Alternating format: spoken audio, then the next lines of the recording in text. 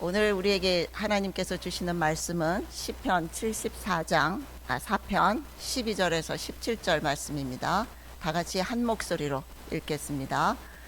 하나님은 예로부터 나의 왕이시라. 사람에게 구원을 베푸셨나이다.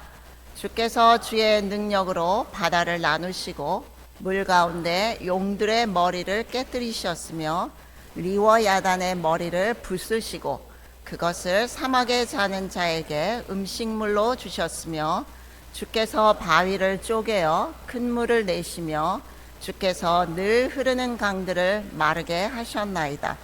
낮도 주의 것이요 밤도 주의 것이라.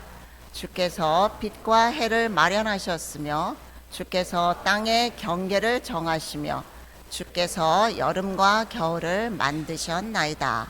아멘. 초점이 안 맞아서. 누구나 살면서 한 번쯤은 이렇게 퍼즐 맞추기를 한번 해보셨을 겁니다. 근데 이 퍼즐 맞추기를 할 때 가장 먼저 해야 할 일이 있는데요. 그게 뭘까요? 다 아시죠? 네, 전체 그림을 파악하는 겁니다. 전체 그림을 알아야 그 피스들을, 조각들을 잘 맞춰 갈 수 있을 겁니다. 저도 한 3,000피스짜리를 한번 맞춰 봤는데 온 가족이 다 달라들어서 해도 결코 쉽지가 않은 그런 일이었습니다.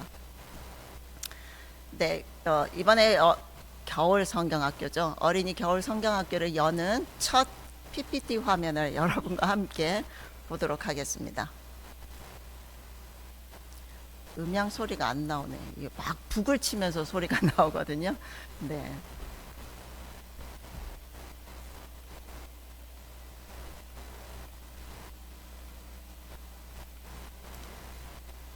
네, 그동안에 열었던 성경학교는 한 주제나 또 한 인물이나 이렇게 포커스가 이렇게 좁혀졌다면 이번에는 구약 전체를 탐험하는 그런 성경학교를 열었는데요. 창조시대, 족장시대, 모세시대, 사사시대, 왕정시대, 포로시대, 그리고 신구약 중간기에서 예수님이 오시기 전까지 이렇게 탐험을 하게 되었습니다.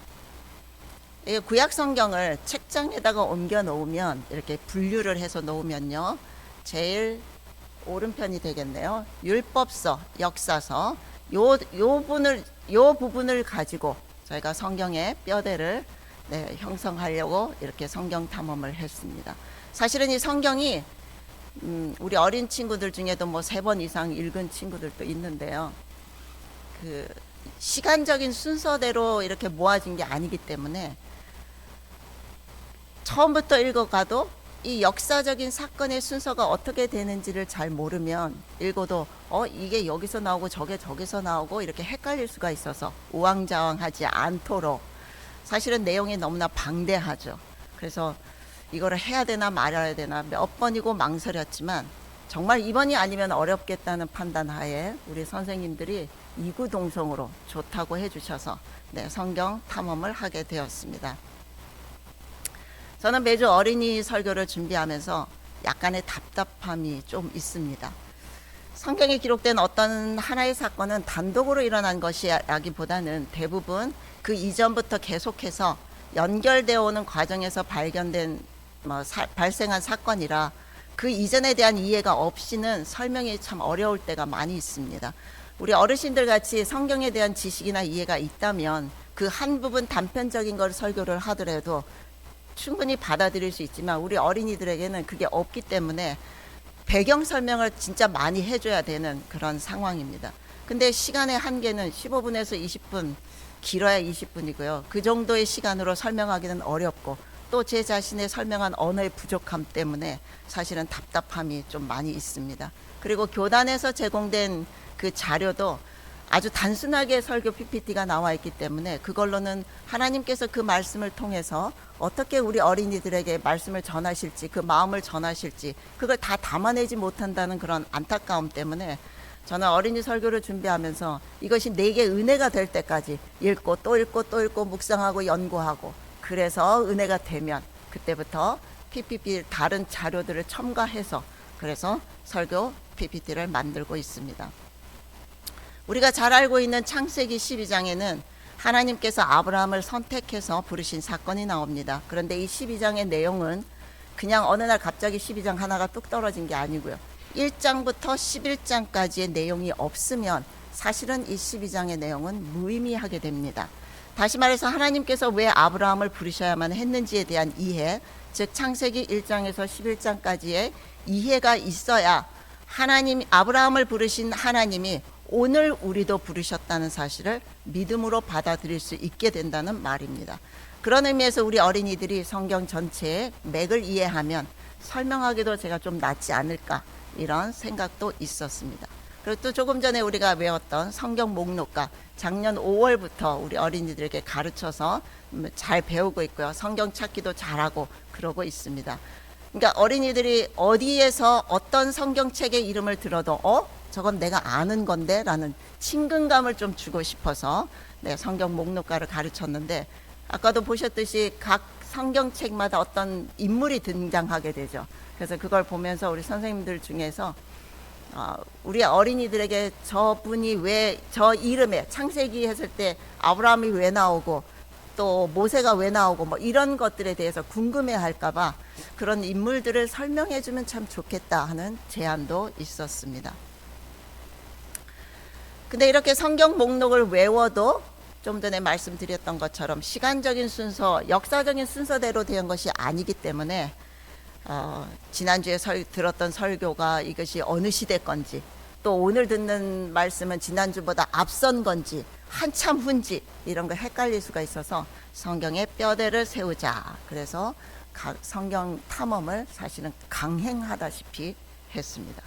근데 이런 여러 가지 이유에도 제가 가장 성경 탐험을 열어야 되겠다고 생각했던 가장 큰 이유 중에 하나는 요한복음 5장 39절 46절에 기록된 예수님의 말씀 때문입니다. 이 말씀에 보면은 이 38년 된 병자를 예수님이 고치시고, 그리고 내가 아버지와 하나다, 하나님이 내 아버지다라는 이런 고백을 하니까 거기에 있던 사람들이, 안 그래도 예수님을 눈에 가시처럼 여기는 이 유대인들이 그를 잡아 죽이려고 돌로 치려고 막 이러고 있는 상황이죠. 그런데 예수님이 그때 그 상황에서 이런 말씀을 하시는 겁니다. 너희가 성경에서 영생을 얻는 줄 알고 성경을 연구하네. 근데 이 성경이 곧 나에 대해서 증거하는 것이야. 그 모세를 믿었으면, 이때 말하는 성경이 율법서를 말하고 있기 때문에 모세를 믿었더라면 또 나를 믿었을 거야. 왜냐하면 그 모세가 나에 대해서 기록했기 때문이야 라고 말씀을 하시면서, 너희가 성경을 연구하고 모세를 믿는다고 하고 율법을 지킨다고 하는데 보니까 나를 믿지 않고 나를 받아들이지 않는 것을 보니까 너의 믿음이 거짓이구나 라고 사실은 평가하신 그런 말씀입니다. 성경의 저자가 우리는 하나님이라고 믿습니다. 그러면 하나님은 구약 처음부터 신약 끝까지 하나님이 영감을 주셔서 감동해 주셔서 기록된 말씀이라고 믿기 때문에, 그러면 이 성경 66권은 통일성이 있어야 되고 일관성이 있어야 된다는, 다시 말해서 성경 창세기를 열어도 예수 구원이 보여야 이걸 성경을 진짜로 읽는 거다라는 그런 것을 의미합니다. 이런 몇 가지 이유로 구약 성경 탐험 성경학교를 열었습니다. 근데 이 주제로 된 교재를 딱 구입하고 제가 덜컥 겁이 났습니다. 여러분, 아까 이제 50개 모션을 하는 걸 봤는데 우리 어린이들은 우리가 믿음이 부족했을지 너무 잘해요. 50개 그림과 50개 모션을 외우는 겁니다. 그림을 보여주면서 하나님의 말씀을 증거하는데, 그 그림을 보니까 다 만화로 되어 있어요. 우리 찬양할 때 중간중간 그림이 나왔죠. 그 그림을 보면서 이 만화로 된 그림을 아이들이 보고 이 성경의 이야기를 만화처럼, 아주 옛날 이야기처럼, 그냥 이솝 우화나 동화처럼 생각하면 어떨까, 이런 저희 조바심이겠죠. 네, 그런 생각이 또 들었습니다. 그리고 각각의 그림과 그림 사이에는 많게는 몇백 년이라는 시간이 지나가는데 그 시간에 설명이 없이 이 그림에서 이 그림으로 단순하게 넘어가는 것, 그리고 내게 주어진 시간은 너무나 짧은데 이게 가능할까? 또 우리 친구들은 이 성경학교를 노는 거 좋아하잖아, 아이들은. 근데 이 공부해야 되는 성경학교를 과연 좋아할까? 이런 생각, 여러 가지 생각들 때문에 고민도 많았고 겁도 솔직히 많이 났습니다. 그래서 이런 때는 이런 사건이 있었어. 저런 때는 저런 사건이 있었어. 이러고 넘어갈 수도 없고, 또 이제 와서 이런저런 핑계로 우리 이번에는 안 되겠다. 좀 다음에 해보자. 이러고 되돌릴 수도 없고, 또 사실은 설 명절이 굉장히 길게 끼어 있었기 때문에 선생님들이 다 모여서 또 연구하고 뭐 이렇게 할 시간적인 여유가 사실은 많지 않았고, 우리 사실은 어린 찬양팀들이 보통은 한 3번, 4번 정도 모여서 찬양 연습을 하고 이렇게 했었는데, 이번에는 그럴 시간이 없었기 때문에 각 가정으로 어머님들께 찬양을 보내서 집에서 연습시켜서 보내주세요. 이렇게 해서 사실은 성경학교를 준비하게 되었습니다. 구약 성경 탐험이라고 하니까 어느 분이 구약 전체를 다 하네요. 네, 이렇게 많은 구약의 분량을 단 한 번의 성경학교로 할 수 있을까? 아이들이 다 할 수 있을까? 네, 저는 다 알 거라 솔직히 죄송합니다. 우리 어린 친구들 솔직히 기대 안 합니다. 그러면 왜 이런 성경학교를 여느냐? 이런 성경의 이야기들을 지금은 다 기억해서 외우지 못하지만, 내가 한번 들음으로 인해서 하나님이 오래전부터 나의 구원을 예비하고 계셨구나. 그 하나님이 오래전에 그 어떤 인물들을 통해서 하나님의 구원하심의 역사를 이루어져 왔다면, 오늘 나의 구원의 역사도 그 하나님이 이루셨구나. 그 하나님이 바로 나의 왕이시구나 하는 생각으로 아이들이 살아갔으면 좋겠다. 이런 기대, 그리고 50개 모션을 통해서 이야기 줄거리 순서, 이런 것만 기억할 수 있다면 이번 성경학교는 오케이야. 이런 마음으로 제가 할 수 있는 거는 최선을 다해서 준비하고, 할 수 없는 거는 하나님께 맡기며 준비하게 되었습니다. 사실 이제 총 3과로 되어 있는데요. 보통 성경학교 교재로 나오면은 최소 2박 3일입니다. 이 과정을 거쳐 이 정도의 분량을 할 수가 있다고 생각이 되는 거예요. 근데 저희들은 토요일 하루, 그리고 주일날 오전, 그러니까 이 짧은 시간으로 과연 이 구약을 다 탐험할 수 있을까, 이런 생각도 해보았지만, 어쨌든 이 총 3과는 이렇게 구성이 되어 있습니다. 1과는 창세기부터 레위기까지 20개의 그림과 모션인데요. 창조시대, 족장시대, 모세시대 한 중반 정도까지, 그리고 2과는 모세시대 그 이후부터 사사기, 그러니까 사무엘상 전반까지 나와 있고요. 그리고 마지막 3과는 사무엘상부터 말라기까지 15개의 그림으로 왕정시대와 그리고 분열시대, 그리고 포로시대, 그리고 귀환하고 돌아온 것까지, 이 모든 내용이 담겨 있습니다. 참 설명해야 하는 매우 길고도 광범위한 그런 내용이었습니다. 그래서 가장 먼저 해야 될 일은, 제가 먼저 구약성경을 한번 훑어야 되겠습니다. 어떤 지식이든 그 내용을 알고 있는 것과, 또 그 알고 있는 거를 말로 설명하는 것은 또 다른 영역이었기 때문에, 창세기부터 말라기까지 하나님의 구원의 역사의 줄거리를 제 머릿속에 그림으로 그려넣는 작업부터 했습니다. 그리고 성경학교 때 주어진 시간은 과당 40분씩, 제게 3과의 설명이니까 총 120분 동안 구약에 대한 설명을 다 끝내야 되는 그런 일이었기 때문에 제게도 사실은 큰 도전이었습니다. 특히 이제 우리 기쁨이도 왔는데, 새싹교에서 유일하게 어린이 성경학교 참여하는 성경학교 멤버입니다. 이 어린아이에서부터 또 하나님을 보여줘야 내가 교회를 나오겠다, 이렇게 으름장을 놓는 6학년 어린이들에게까지, 이 한 40-50명의 어린이들의 주의를 집중시켜야 이 이야기를 전달할 수 있으니까, 어떻게 하면 내가 이 성경 탐험의 목적을 이룰 수 있을까 고민이 참 많이 되었는데, 방법은 아이 컨택하는 수밖에 없더라고요. 그래서 이 아이 컨택이라는 거는 너와 나의 연결고리잖아요. 근데 의사소통에서 매우 중요한 방법으로, 눈을 제대로 한번 맞추는 게 10번 설명하는 것보다 훨씬 나을 정도로, 또 제가 어떤 말씀을 전했을 때 그 아이의 반응을 볼 수 있기 때문에, 이 방법을 사용해야 되겠다. 그러면 이 방법을 사용하려면 전달하고자 하는 내용을 내가 자료를 보는 사이 아이들은 딴짓하니까 자료를 보지 않고 아이들과 눈을 맞추며 이야기를 하려고 하니까 제가 다 외우고 있어야 되는 거예요. 그래서 사진 연상법을 동원하고 사건도 외우고 인물도 외우고 지도도 외우고 연도도 외우고 사실은 한 3주 거의 한 달이죠. 한 달 동안 저는 밥 먹고 자는 일 외에는 구약 성경에 파묻혀서 지냈습니다. 그리고 2번에 걸쳐서 교사 강습회를 열었는데요. 이 성경을 꿰뚫는 관점에 대해서 우리가 나누었습니다. 그래서 오늘 우리 성도 여러분들과 함께 이 부분에서 전체 다는 못하고, 전체 다 하려면 제가 한 2시간 할 겁니다. 그러면 안 되잖아요. 그죠? 그래서 다 못하고 짧게나마 일부분에 대해서 말씀을 좀 나누려고 합니다. 성경은 처음부터 끝까지 주제가 이겁니다. 누가 왕이냐? 창조주이신 하나님이 왕이냐? 아니면 인간 그 누구가 왕이냐를 다룬 왕싸움의 기록입니다. 창세기 1장부터 시작되는 인류 역사에서 성경은 하나님께서 아담을 창조하시고 선악과 계약을 통해서 통치자는 나다, 내가 왕이다라는 사실을 제일 먼저 규명하시고자 하셨습니다. 하지만 자유의지를 가진, 인격을 가진 인간이 이를 거부했죠. 그 이후로 모든 인간은 인간들끼리, 자기들끼리 우리 중에 누가 큰 자인가, 누가 누구의 다스림을 받을 것인가의 문제로 사실은 신경을 늘 곤두세우고 있습니다. 그래서 내린 결론이 이겁니다. 바로 힘입니다. 힘이 있는 자가 다스리는 자다. 이 힘은 말 그대로 그냥 힘일 수도 있고요.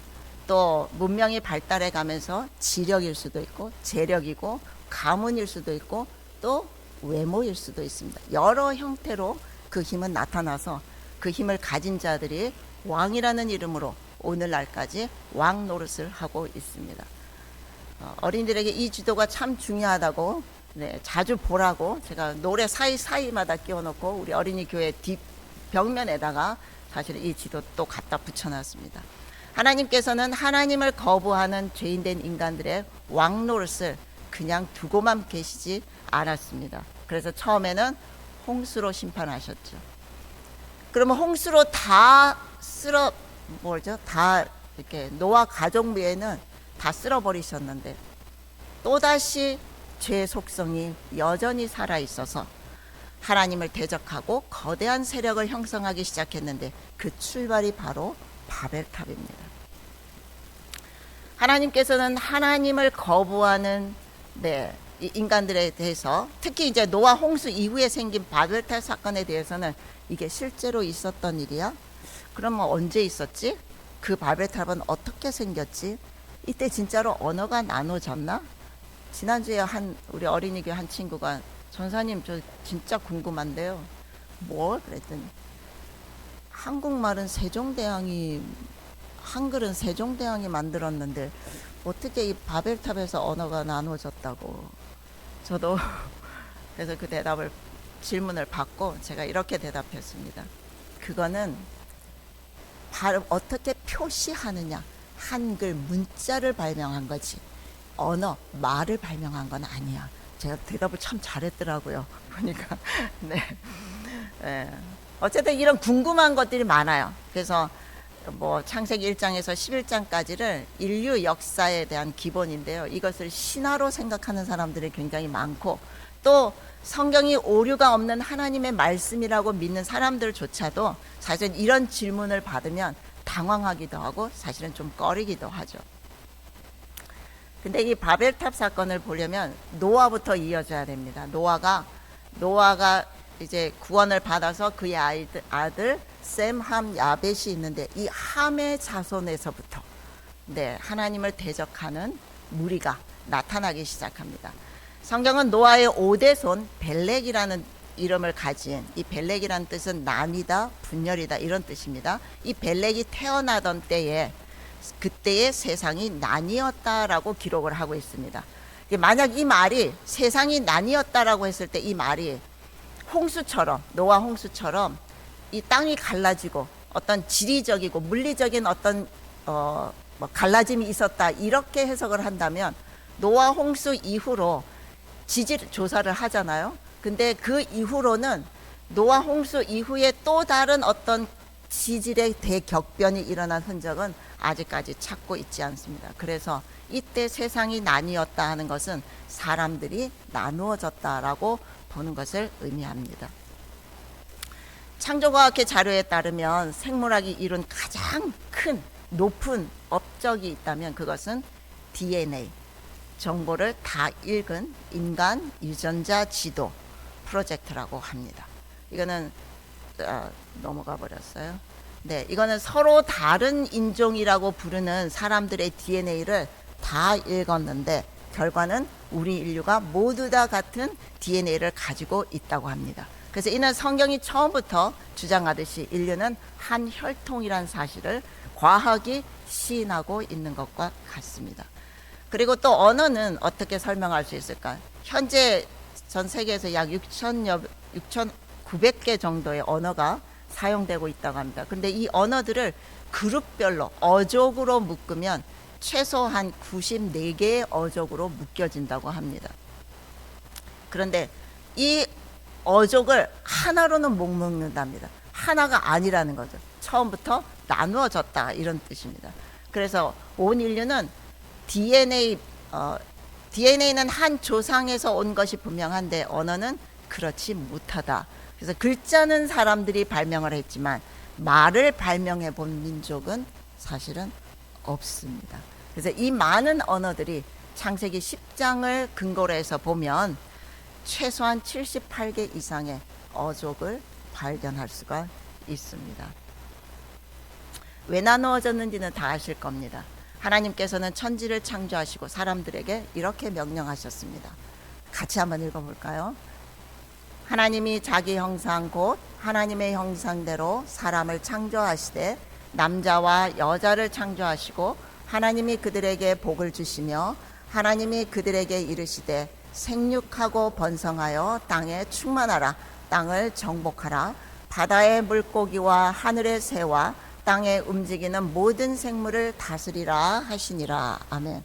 하나님이 처음 아담과 하와를 창조하시고 주신 명령이 생육하고 번성하여 땅에 충만하라. 그리고 땅을 정복하라. 모여있지 말고 흩어져서 땅을 정복하라. 충만하라 주셨습니다. 그리고 노아 홍수 이후에 이 노아가 하나님 앞에 제단을 쌓았을 때 그때도 똑같이 하나님은 이렇게 말씀하셨습니다. 생육하고 번성하여 땅에 충만하라. 너희는 생육하고 번성하여 하며 땅에 가득하여 그 중에서 번성하라. 똑같은 명령을 하나님이 내리셨습니다.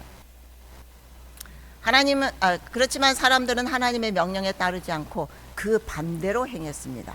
그래서 창세기 11장에 보면은 사람들이 모여서 성읍과 탑을 건설하여 그 탑 꼭대기를 하늘에 닿게 하며 우리 이름을 내고 뭐라고요?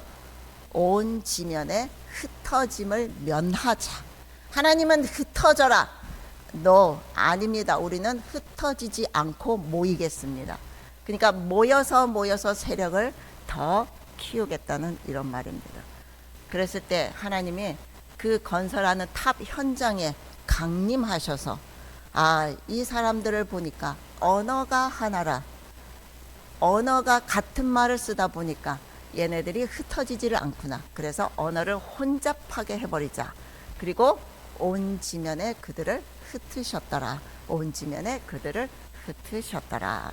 이렇게 말씀하셨습니다. 그러면 왜 사람들은 흩어지지 않고 이렇게 거대한 세력을 자꾸만 형성하기를 원했을까요? 노아 홍수 이후에 하나님은 다 쓸어버렸다고 했는데 또다시 하나님을 대적하는 자들이 생겨났을까요? 아까도 얘기했지만 노아 후손이 함의 아들 구스의 아들 니므롯이라고 이렇게 성경 족보는 이야기하고 있습니다. 그러니까 노아가 함을 낳고 함이 구스를 낳고 구스가 니므롯을 낳았는데 이 니므롯에 대해서 성경은 이렇게 평가하고 있습니다. 세상의 첫 용사며 여호와 앞에서 용감한 사냥꾼이 되었다. 그리고 그의 나라가 신할 땅의 바벨과 에렉과 악각과 갈레에서 시작되었다라고 성경은 기록하고 있습니다. 네, 그들이 왜 그랬는지 혹시 눈치를 채셨는지는 모르겠습니다. 성경에서는 창세기 10장 10절에 비로소 나라라는 개념을 언급합니다. 즉 살기 좋은 어떤 땅을 중심으로 많은 사람들이 모여들고 그 무리가 국가로 변환할 때에 그 구심점으로서 니무롯과 같이 힘이 세어 다스리는 자가 서 있었다고 말합니다. 그들이 세운 나라가 아까 나왔죠. 지역이 바벨이고 그들이 쌓은 탑이 바로 바벨인 것입니다. 그 바벨이라는 말은 흩어지다라는 뜻입니다. 우리 모두가 이제 세계사 공부를 많이 했을 건데 저도 기억을 더듬어서 다시 한번 또 공부를 했습니다. 이 바벨 문명은 여기 우르라는 사각 빨간 줄로 이렇게 쳐져 있죠. 여기 처음에 발견된 이 바벨 문명이 발달이 된 곳입니다. 이 바벨 문명은 인류 최초의 문명 마게도니아 문명의 모체가 되었습니다. 이 메소포타미아, 마게도니아를 중심으로 한 메소포타미아 문명에 그래서 티그리스 강, 유프라테스 강 그 이역에서 발달을 했죠. 근데 이 문명 중심에 앉아 있던 세력, 여호와 앞에서 특이한 사냥꾼 니무롯을 중심으로 하는 세력은 하나님을 대적하는 세력으로 성경 초반부터 등장하고 있습니다. 다시는 홍수로 심판하지 않겠다고 하나님이 무지개로 약속을 하셨죠. 그래서 이번에는 하나님이 언어로 그들의 흩으셨습니다. 그리고 하나님을 왕으로 인정하지 않는 이 흩어진 사람들은 흩어진 곳에서 또다시 누가 더 큰 나라의 왕이냐 문제로 서로 정복 전쟁을 일으키고 제국의 형태로 역사 속에 생성과 소멸 과정을 거쳐왔습니다. 잠깐 쉬어가는 의미로 한번 살펴보도록 하겠습니다. 이거는 아수르 제국입니다. 아까 그 바벨 마게도니아 문명, 메소포타미아 문명 그 주역이죠. 아수르 제국인데 이거는 북왕국 이스라엘을 멸망시킨 제국입니다. 그 다음 그 지역에 또다시 바벨론 지역입니다. 이거는 아까 바벨 문명을 이렇게 했던 그 바벨론이 사라질 것 같았는데 사라지지 않고 다시 일어났다고 그래서 신바빌로니아 그런 제국이라고 합니다. 이 바벨론 제국에 의해서 남왕국 유다가 멸망을 당하죠. 그리고 이때 유다를 멸망시키기 전부터 포로로 잡아갑니다. 그때 1차 포로로 잡아갔던 다니엘이 이 바벨론 왕 느부갓네살이 거대한 신상 꿈을 꾸었을 때 그 꿈을 해석을 해주게 됐죠. 머리는 금이고 팔과 가슴은 은이고 배와 넓적다리 이 부분은 청동이고 그 다음에 다리는 쇠, 발가락은 쇠와 흙이더라. 이 거대한 신상을 설명할 때에 당신의 나라가 바벨론입니다. 이게 머리죠. 지금 강합니다. 근데 이 바벨론 나라가 쇠하고 그 다음에 나라가 일어나고 그 다음에 나라가 일어나고 이런 나라들에 대한 지금 지도가 이렇게 나오고 있는 것입니다. 이게 바벨론이 강성해지지만 이런 꿈을 해석한 이후부터 약 90년 동안만 이 바벨론이 존재를 합니다. 그리고 다시 바사 페르시아 제국이 그 땅을 차지하는데요. 참 놀라운 거는 남왕국 유다, 북왕국 이스라엘이 멸망하니까 남왕국 유다 쪽에서는 이제 큰일이 났잖아요. 형제 나라가 지금 완전히 멸망돼서 사실은 그때 아수르가 북왕국 이스라엘을 멸망시켰을 때 아까 우리 어린이들겠죠. 아수르 북왕국 이스라엘 흩음이라고 했잖아요. 이때 사람들을 다 포로라기보다는 다 다른 지역으로 흩어져서 살게 하고 또 이 제국이니까 다른 나라들도 많이 있으니까 그 나라 사람들을 북왕국에 와서 살도록 하고 그래서 인구 혼합 정책을 썼습니다. 그래서 우리가 신약 성경에서 사마리아인이라고 나오는 그 사마리아인이 요때 혼혈이 되었기 때문에 우리가 사마리아인이라 불렀고 남왕국 유다로 존재해온 이 사람들은 북왕국 이스라엘과 이렇게 상종하지 않는 그런 역사가 있습니다. 어쨌든 이 북왕국 이스라엘이 멸망을 할 때 남왕국 유다가 정신을 차리라고 이때 선지자들의 활동이 굉장히 많았습니다. 그리고 너희들이 정신 차려. 그러면 안 돼. 회개해야 돼. 그러면 하나님이 이렇게 벌 받을 거야. 근데 내가 심판할 거야. 그래도 너희를 구원할 거야. 계속 이런 말씀을 선지자들을 통해서 반복을 하십니다. 근데 결국은 멸망을 하죠. 멸망하기 전에 예레미야가 너희가 포로로 다른 나라에 갈 거야. 그렇지만 다시 몇 년 만에 돌아올 거라. 70년 만에 돌아올 거야. 이거는 일어나지도 않았던 일을 예레미야가 하나님의 말씀을 받아서 예언했던 내용입니다. 근데 이 바벨론 제국이 무너질 것 같지 않았던 바벨론 제국이 90년 만에 페르시아에게 멸망을 먹힘을 당하는 거죠. 이 페르시아 바사, 성경에는 바사라고 기록이 되어 있습니다. 이 페르시아 왕 고레스 왕 원년에 기가 막힌 일이 벌어집니다. 남의 나라에서 온 포로들은 다 각기 자기 고향으로 돌아가라. 그래서 남왕국 유다에서 포로로 잡혀간 자들이 이때부터 돌아오기 시작하는데, 3번에 걸쳐 잡혀갔던 자들이 3번에 걸쳐서 다시 돌아오게 됩니다. 그래서 완전히 멸망, 70년이라고 그래서 처음 포로로 잡혀갔을 때가 몇 년이래요? 609년입니다. 609년에 1차 포로로 잡혀가고요. 2차 포로는 597년에 잡혀가고 3차 포로는 멸망할 때 586년에 잡혀가는데, 1차 포로 609년 때 BC 609년 때 다니엘이 잡혀가잖아요. 그러면 609년에 잡혀가고 1차 기한이 538년입니다. 그러면 70년이 안 돼요. 조금 안 돼요. 그래서 많은 성경을 연구하는 자들이 이 하나님의 말씀이 분명한데 왜 70년이 안 되지 하고 성경을 연구하다가 찾아냈습니다. 어떻게 찾아냈느냐? 예루살렘 성전이 멸망한 게 예루살렘 마지막 3차 멸망할 때죠. BC 586년이었습니다. 그리고 1차에서 포로로 귀환해서 온 스룹바벨이 성전이 완전히 무너진 것을 가슴 아파해서 이들이 포로에서 돌아온 한 5만 명의 사람들이 이 성전을 다시 짓기를 시작하는데, 워낙 사마리아 주변의 사람들이 방해를 해서 처음 동안은 한 18년 정도는 성전을 못 짓습니다. 그러다가 성전을 짓기 시작한 데가 BC 520년경에 538년에 와서 520년에 성전을 짓기 시작하고, 그 성전이 스룹바벨 성전이 완성이 된 것이 BC 516년입니다. 그러면 몇 년 되죠? 성전이 무너지고 성전이 재건되고 이게 70년입니다. 이렇게 하나님은 역사를 해오고 계셨습니다.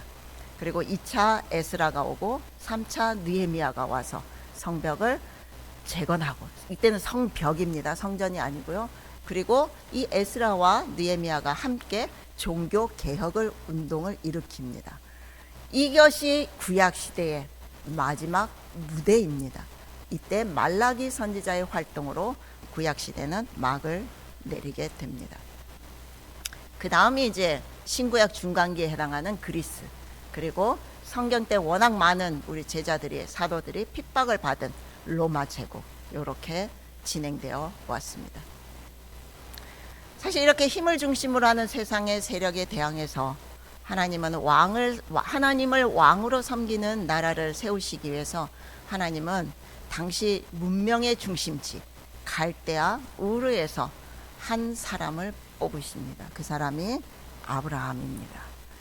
이때는 한 사람이었기 때문에 사실은 우리 편에서 볼 때는 하나님 나라 세움의 계획, 이제 시작, 요 정도로 생각할 수 있지만, 어쨌든 하나님이 너를 통해서, 너의 자손과 너의 후대와 너를 통해서 민족을 만들고, 그 민족을 통해서 내가 너의 하나님이 되고 아버지가 되고 너희는 나의 자녀가 될 거라는 이런 약속을 주셨는데, 사실은 아브라함에게는 이때도 자녀가 하나도 없을 때였습니다. 그렇지만 아브라함은 그 하나님의 약속만을 붙들고, 하나님께서 이렇게 하실 거라는 약속을 믿고 아버지와 함께 하란으로 갔다가 거기서 아버지가 죽고 다시 하나님의 음성을 듣고 꿈에서 하나님을 만나 또 이상해지는 거죠. 하나님의 말씀을 듣고 하란을 떠나 가나안으로 갑니다. 이때까지도 없습니다. 자녀가 없습니다. 근데 그 아브라함을 통해서 하나님께서는 세상 세력에 영향력을 끼칠 수 있을 만큼 거대한 민족을 만들어 주시겠다. 그리고 그 거대한 민족이 살 수 있는 땅 가나안으로 인도하셨다. 그러니까 이제 하나님 나라 백성답게 살기만 하면 되는 거겠죠. 물론 그 과정이 순탄하지는 않습니다. 조금 전에 한 아브라함을 통해서 하나님이 이삭을 주시는데 시간이 한참 오래 걸립니다. 약 25년이라는 시간이 걸려서 이삭을 주시고, 그 다음에 그 자녀를 통해서 또다시 주시는데, 하나님께서 아브라함을 부르시고 이 아브라함이 하란을 떠나 가나안 올 때에 75세였는데 한 85세쯤 다시 나타나셔서 하나님이 그 약속을 다시 한번 상기시켜 줍니다. 잊을만 하죠. 10년이 됐는데 자식이 없으면 잊을만 해요. 근데 하나님은 또다시 상기시켜 주시고, 이번에는 어떤 말씀을 하시냐면, 너에게 큰 민족을 줄 건데 그 민족이 다른 나라에 가서 다른 나라의 종으로서 고통을 받는 삶을 400년 동안 살 것이다. 지금 아들도 하나 없는데 그런 말씀을 하십니다. 확인시켜 주시는 겁니다. 그래서 결국은 가죠. 기근 때문에 야곱 시대 때 70명의 가족이 애굽으로 내려가서 살다가 몇 명이나 되었을까요? 네, 나올 때 장정, 군인으로서 싸움에 나갈 수 있는 장정 20세 이상을 세웠을 때 60만 3,557명이냐 3,550명인가요? 네, 60만 대군이었습니다. 그러면 노인들, 할머니, 전쟁터에 나갈 수 없는 어르신들, 그리고 20살 아래, 그리고 여자들 다 합치면은 최소 200만에서 250만이 된다. 김포 인구가 한 50만이니까 그것이 한 5배 정도가 되겠다, 이렇게 생각하시면 될 것 같고요. 그 민족을, 그러니까 하나님은 아브라함을 부르셨고 그 거대한 민족을 비록 남의 나라에서 종살이를 하게 되겠지만 거기서 거대한 민족을 만드셨어요. 그리고 이제는 어떻게 해요? 땅을 주셔야죠. 민족이 있으니까 하나님 나라를 세우려면 땅이 있어야 돼요. 그래서 이제는 하나님이 약속하신 가나안 땅으로 나오게 하시려고 출애굽을 시킵니다. 물론 이제 그 과정이 순탄치만은 않았습니다. 거듭되는 불순종에도 출애굽 1세대는 광야에서 삶을 마치게 되었죠. 그래서 출애굽 2세대로 구성된 이스라엘 백성들이 약속의 땅 가나안으로 들어갔습니다. 이 정도가 되면 사람들이 좀 깨우쳐야 되네. 그 많은 이적도 경험하고 왜 우리가 광야에서 이렇게 고생을 했느냐, 부모들이 알려줬을 거고요. 그래서 신앙 훈련을 참 많이 받았을 거라는 생각을 우리는 하는데, 근데 그들은 그렇지 못했던 것 같습니다. 심심하면 하나님을 잃어버렸어요. 뭔가 조금만 시야를 이렇게 돌리면은 우상을 만들고 그렇게 하셨습니다. 근데 사실 가나안 정복과 이제 정착 후에 하나님이 아까 처음부터 뭐라고 했죠? 나는 왕이다. 내가 왕이야. 내가 다스리는 거야. 이런 마음으로 하나님이 하셔서 아마 사사시대의 정치가 왕권, 절대 왕권 중심이 아니라 여러 지파로 흩어져서 하나님을 잘 섬기도록 하는 것이 아마 하나님이 꿈꾸던 그런 정치 형태가 아니셨을까, 이런 생각을 해보게 됩니다. 왜냐하면 한 지파에 대해서는 땅을 분배하지 않았어요. 그 지파가, 우리 어린 친구들은 그 지파가 이러면 탁 대답이 나오는데 네, 레위 지파입니다. 하나님의 성막을 수종 들고 봉사하는, 하나님의 제사를 섬기는 이 지파에게는 땅을 주지 않고, 그럼 어떻게 했느냐? 각 지파에 있는 성읍들로, 그래서 48개의 성읍들에 다 흩어져서 살도록, 그래서 이 무리가 어느 한 지파에 가서 그 지파에게 하나님의 율법을 가르치고 하나님께 예배하고 하나님의 말씀대로 살도록 하는 이런 시스템을 하나님이 원하셨던 것 같습니다. 그러니까 그렇게 살면 누구의 간섭도 받지 않고요, 그 하나님의 말씀을 받은 자유인으로서 얼마든지 잘 살아갈 수 있는 그런 시스템을 하나님이 원하셨습니다. 그런데 여호수아가 또 그 하나님을 함께 경험했던 1세대가 딱 죽고, 그 세대가 죽고 나니까 그 다음 바로 어떻게 됐다고요? 배교 현상이 일어났습니다. 그래서 우리 사사기 제일 마지막 장 마지막 절에 이런 말씀이 있죠. 그때의 이스라엘의 왕이 없으므로 그리고 오늘 우리 오전에 사무엘에 대해서 설명 말씀을 드렸는데, 이 사무엘에게 찾아와서 사무엘이 늙고 이제 더 이상 어떻게 할 수가 없다 싶으니까 와서 우리에게 왕을 세워 주십시오. 사무엘이 너무 속상했어요. 그랬더니 하나님이 속상해하지 마라. 그러면서 하시는 말씀이, 백성이 내게 한 말을 다 들어줘. 이는 그들이 너를 버린 게 아니야. 나를 버려서 자기들의 왕이 되지 못하게 하는 거야. 이 말씀을 보니까 어때요? 결국 하나님과 인간과의 왕싸움이었습니다. 그럼 사사시대 사람들만 그럴까요? 그들만 왕싸움을 한 걸까요? 아닙니다. 우리들도 마찬가지죠. 우리가 하나님을 왕이시라고 고백하죠. 근데 매일 매 순간 어떻게 합니까? 내 마음대로 하고 싶어서 하나님과 왕싸움을 합니다. 하나님이 원하시는 대로 할 것인가? 아니면 내가 원하는 대로 할 것인가? 이게 바로 왕싸움입니다. 내가 주인이냐? 하나님이 주인이냐? 수천 년 전에 아브라함을 부르신 하나님께서 이 아브라함을 부르신 목적에 대해서 성경이 말하고 있습니다. 이것은 메시지 성경으로 우리가 같이 한 목소리로 읽어보도록 하겠습니다. 그때 하나님께서 말씀하셨다.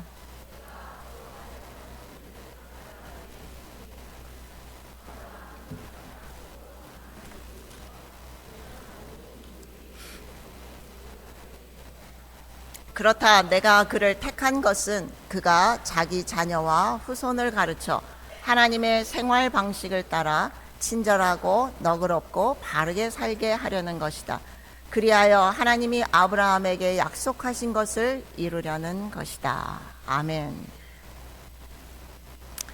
이렇게 아브라함에게 숨기지 않고 크고 강한 하나님 나라 백성을 만들어서 그들을 통해 세상 모든 민족들에게 복이 흘러가게 하시겠다는 약속을 다 이루시겠다고 하셨던 하나님이 그 약속을 내가 파기해 버리겠어 라고 한 상황이 발생합니다. 그게 바로 넘어가 버렸어요. 12정탐꾼 사건입니다. 하나님께서는 출애굽한 이스라엘 백성들을 이제 시내산 오기까지 약 한 2개월 정도가 걸려서 시내산에 왔고요. 시내산에서 한 11개월 정도를 머물면서 하나님으로부터 율법을 받습니다. 하나님을 어떻게 섬길 것인가? 하나님의 백성은 어떻게 관계를 맺으며 살 것인가? 그러니까 하나님을 섬기는 법, 사람들과 사람들 사이에서 사는 법, 이런 법들을 받았습니다. 그리고 이제 드디어 출발해서 가나안이 가까운 가데스 바네아라는 곳으로 하나님이 그들을 구름 기둥으로 불 기둥으로 인도하셔서 보냅니다. 그리고 제일 먼저 하신 것이 정탐꾼을 보내라. 그러니까 여기까지만 보면 하나님이 1년 정도 되는 것, 2개월, 11개월이니까 한 1년 한 몇 개월 정도 만에 가나안으로 들여보내실 생각이셨어요.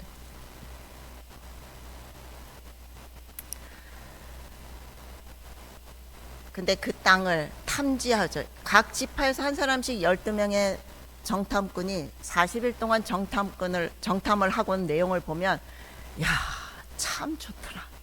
진짜 좋은 땅이야. 하나님이 우리에게 주시려고 하는 땅은 너무너무 좋아. 12명의 반응이 여기는 똑같았습니다. 근데 그 다음 어떻게 할 거냐라는 그 대목에 가서는 10명과 2명이 아주 첨예하게 바뀌어버립니다. 10명은 너무 좋은데 우리가 그에 비하니까 그들을 보니까 그들의 머리가 우리 머리보다 하나가 더 있어. 그들의 키가 안악자손이죠. 그러니까 우리는 그 앞에 메뚜기 같아. 그래서 우리는 올라가면 아마 다 죽을 거야. 이 말을 들은 백성들이 원망을 하기 시작합니다.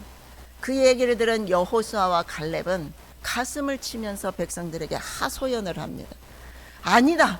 하나님께서 주시겠다고 약속하지 않았느냐? 하나님이 지금까지 우리를 이렇게 인도하시지 않았느냐? 그러니까 하나님이 약속하셨으니까 주실 거야. 그걸 믿고 우리가 들어가자. 그들은 우리의 밥이야.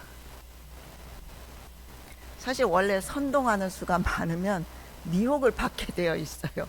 많은 사람이 선동을 하면 그게 진짠가 싶어서 넘어갑니다. 대부분의 백성들이 원망하기 시작합니다.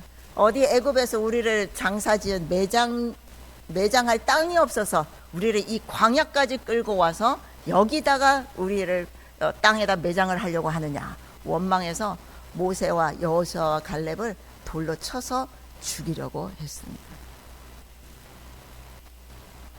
이런 상황을 하나님이 가만두고 계실 리가 없겠죠.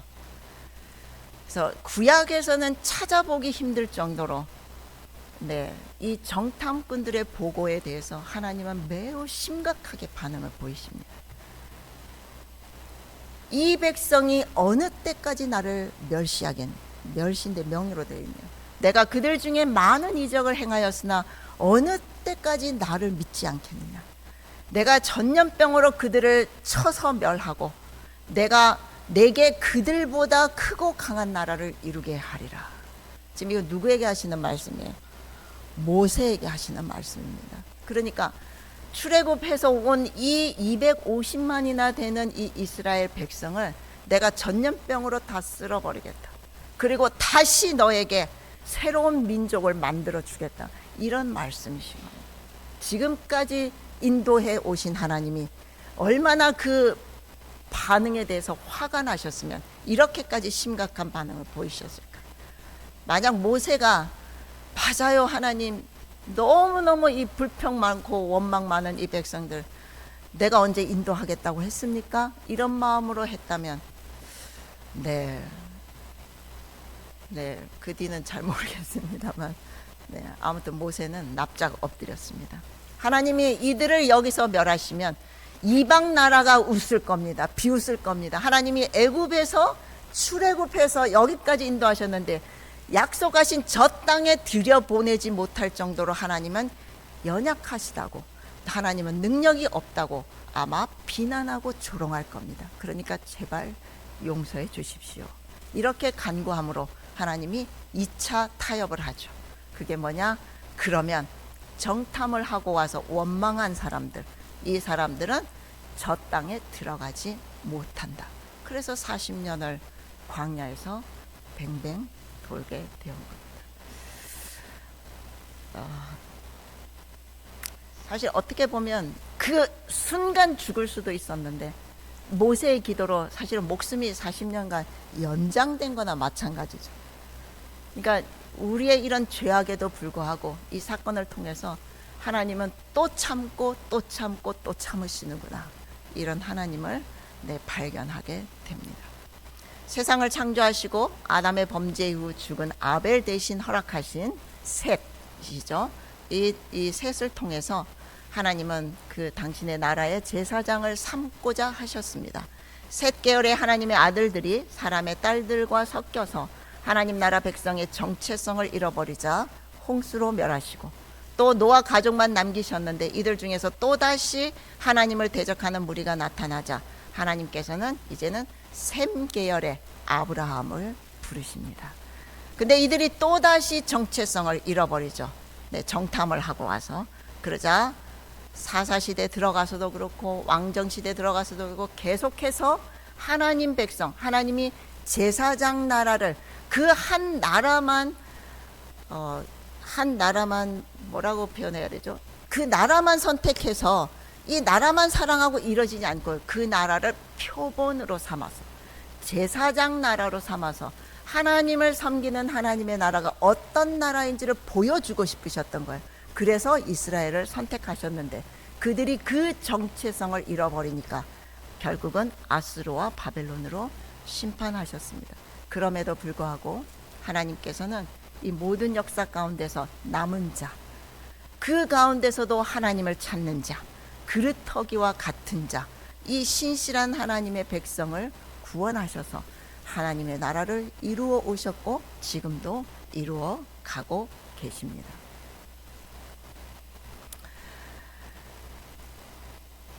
하나님 나라 백성은 역사 속에 존재한 이스라엘과 같은 외적으로 보이는 공동체가 아닙니다. 언제나 소수로 남아있는 깨어있는 참 하나님의 백성인 겁니다. 그래서 예수 그리스도께서 제가 이런 표현을 썼습니다. 역사를 찢고 들어오셨다. 보통 너무 잘생긴 사람을 만화에서나 보니까 만화를 찢고 나왔네. 그래서 만찢남이라고 한다고 하더라고요. 그래서 네, 역사를 찢고 들어오신 예수 그리스도. 네, 이 이후에 예수님은 새 이스라엘이라는 공동체를 주셨는데 그것이 새 이스라엘이라고 표현을 하고 있고요. 그것이 뭐냐? 교회인 것입니다. 열방의 모범이 되고 품어야 하는 새 이스라엘입니다. 이 교회 역시 사실은 로마 국교로 지정되면서 부패하고 타락하고 또다시 세상과 섞였고 그 가운데서도 참 이스라엘을 찾으신 하나님은 마틴 루터를 통해서 종교 개혁을 하게 되었고, 그래서 지금까지 이르렀지만, 지금까지 우리 아름다운 교회까지 복음이 증거되었지만 교회는 여전히 세상의 종교와 문화와 가치관에 섞여서 살아가고 있고 하나님 나라의 정체성을 잃어버리고, 도리어 교회가 세상에 대해서 영향력을 끼쳐야 되는데 이 교회 안에 세상이 들어와서 우리가 오히려 영향을 받고 있는 그런 또 안타까운 상황으로 나아가고 있습니다. 이번 성경학교를 통해서 하나님께서 이스라엘이라는 한 나라를 세워 하나님의 구원의 역사가 어떻게 진행되어 왔는가를 우리 어린이들과 한번 살펴보는 시간을 가졌습니다. 물론 이 한 번으로 다 되었다 말할 수 없습니다. 전혀 그렇지가 않죠. 하나님께서 아브라함을 택하신 것, 그것이 그 자녀와 후손들에게 하나님의 하나님의 말씀을 가르쳐서 그분 앞에서 의와 공도를 행하게 하려 하신 것처럼 우리는 거듭해서 계속 그렇게 하나님의 말씀을 증거하는 그 사명을 가지고 또 우리 아름다운 교회 역시 이 사명, 같은 사명을 주셨다고 믿습니다. 그래서 이 말을 전해야 합니다. 너희가 내 말을 듣고 내 언약을 지키면 너희는 모든 민족 중에서 내 소유가 되겠고 너희가 내게 대하여 제사장 나라가 되며 거룩한 백성이 되리라. 네, 전제가 있습니다. 너희가 내 말을 잘 듣고 내 언약을 지키면, 그러니까 우리가 부모된 우리가 자녀들에게 나는 지키지 않으면서 너는 지켜야 돼, 이건 말이 안 되는 거거든요. 그래서 먼저 모본으로 우리 어르신들이 또 우리 아름다운 교회가 나서서 하나님의 말씀을 잘 듣고 하나님의 말씀을 잘 지켜서 우리를 보고 우리 어린 아이들이, 어린 친구들이 그 믿음을 따라가는, 아까 찬양에도 그 미엄을 이어나가는 그런 아름다운 교회가 되기를 소망하고, 마지막으로 무엇보다도 사실은 그 어떤 말보다도 우선적으로 우리는 하나님의 백성이 된 자들에게 하나님의 말씀을 계속해서 가르치고 깨달을 때까지 가르치고 지킬 때까지 가르쳐야 됩니다. 그리고 이 말을 꼭 전해야 할 것입니다. 같이 한번 해볼까요?